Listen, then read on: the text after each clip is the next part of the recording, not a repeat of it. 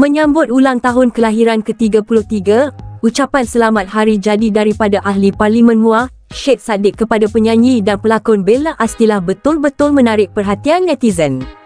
Syed Saddiq atau nama penuhnya Syed Saddiq Syed Abdul Rahman berkongsi rasa penghargaan terhadap Bella yang menurutnya sentiasa ada di sisi dia dalam apa jua keadaan. Dalam hantaran Instagram, dia menulis, "Formalnya nak ber-YB. Awak paling baik hati dan manis. Terima kasih kerana sentiasa bersama saya pada waktu susah dan senang." Dia turut memuat naik semula gambar serta status Bella dengan kapsion yang manis, buat ramai yang perasan kemesraan di antara mereka. Sebelum itu, Bella sendiri ada berkongsi beberapa gambar dan video aktiviti mereka berdua.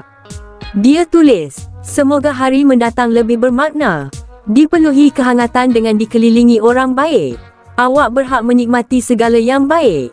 Insya-Allah." Bila tengok di ruangan komen, ramai peminat mula berbunyi.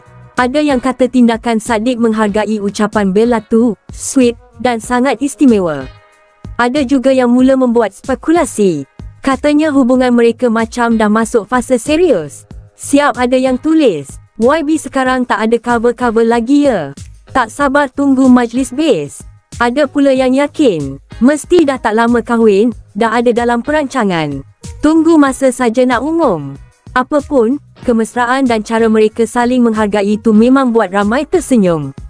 Dan buat peminat tertanya-tanya, adakah ini petanda sesuatu yang lebih istimewa bakal berlaku?